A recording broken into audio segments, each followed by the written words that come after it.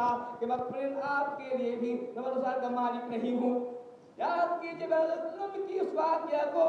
وسلم جنگ احد کے اندر جو کافر مسلمانوں سے جنگ ہوتی ہے، کافی بڑے آفتاب کے ساتھ آیا ہے، بڑے آفتاب کے ساتھ آیا ہے، 10,000 کے آس پاس کی لشکر ہے، مسلمان صرف 700 ہیں، 1000 نکلے تھے لیکن 300 منافقین واپس ہو گئے تھے، 700 مسلمان ہیں، جنگ ہوتی ہے، مسلمانوں کو شکست ہوتی ہے، صرف تھوڑی سی غلطی سے، تھوڑی سی چوک سے شکست ہوتی ہے۔ اس جنگ کے اندر مشرکین نے آپ کو گھیر لیا تھا، آپ کا احاطہ کر لیا تھا۔ حضرت وسلم کو عتبہ بن وقاص نے آپ کے سر پر پتھر مارا تھا، جس پتھر سے حضرت رباعی کے دانت شہید ہو گئے تھے، نیچے کے دو دانت رباعی کے دھوتے میں شہید ہو گئے تھے۔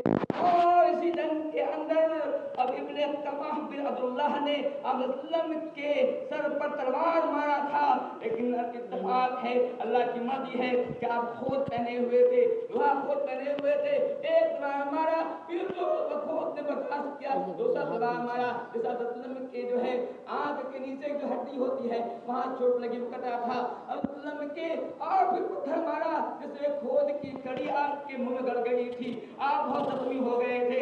میں یہ کہہ رہا تھا کہ اگر آپ وسلم کے ہاتھ میں، آپ قدرت میں نفع نقصان ہوتا، آپ تکلیف نہیں پہنچتی، لیکن اللہ کہہ رہا ہے کہ اے نبی آپ کہہ دیجئے، لوگوں میں اعلان کر دیجئے کہ اے لوگوں سنو، میں اپنے لیے بھی نفع نقصان کا مالک نہیں ہوں، میں اپنے لیے نہیں کسی کے لیے ہو سکتا ہوں۔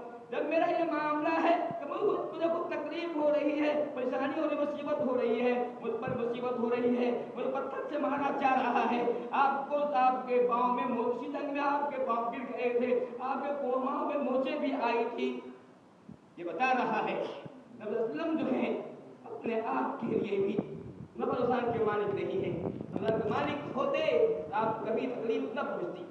اور آگے بڑھیے، اور آگے بڑھیے، یاد کیجئے واقعہ عفق کو، نبی کی بیوی، نبی کی پیاری بیوی حضرت وسلم سے پوچھا گیا، حضرت وسلم دنیا میں سب سے زیادہ کس سے آپ کو پیار ہے؟ دنیا میں سب سے زیادہ محبوب آپ کو کون ہے؟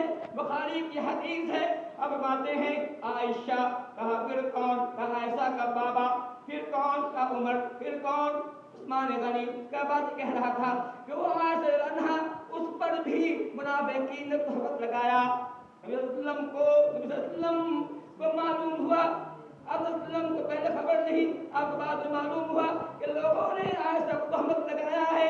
اب وسلم ایک ماہ تک پریشان رہے، بالکل جو ہے بے چین بے تاب رہے، کیا معاملہ ہے، کون یہ کر رہا ہے؟ اب وسلم کو کبھی یقین ہو جاتا تھا تو ہو سکتا ہے عائشہ انسان ہے، ساری غلطیاں ہو جاتی ہیں، ان کی ساری غلطی میں عائشہ نے غلطی میں شک کر لیا ہو، لہذا وہ دیتے ہیں اے عائشہ اگر تجھ سے غلطی ہو گئی ہے استغفر اللہ، اللہ سے معافی مانگ، اللہ بڑا معاف کرنے والا ہے، اللہ بڑا معاف کرنے والا ہے۔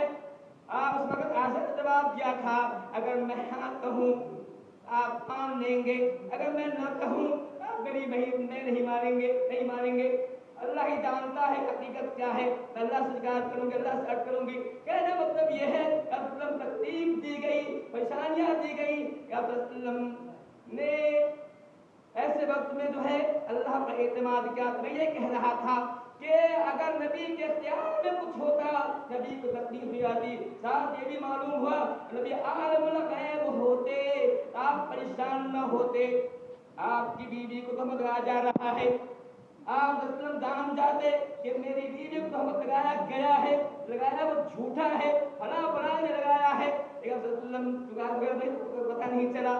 میں یہ کہہ رہا تھا کہ اللہ کہہ رہا ہے، لوگ کہتے ہیں صبر کا مہینہ منحوس ہے، دیکھیے اللہ کہہ رہا ہے کہ نبی کی ذات کے اندر بھی یہ طاقت نہیں نقصان دے سکے، ہمیں کیسے کہہ سکتے ہیں زبر میں کام کو کرو، ہم کیسے کہہ سکتے ہیں؟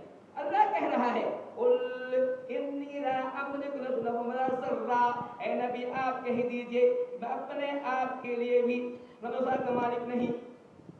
لیکن پھر آگے بڑھیے، دیکھیے اپنے معاشرہ کو دیکھیے، ہمارے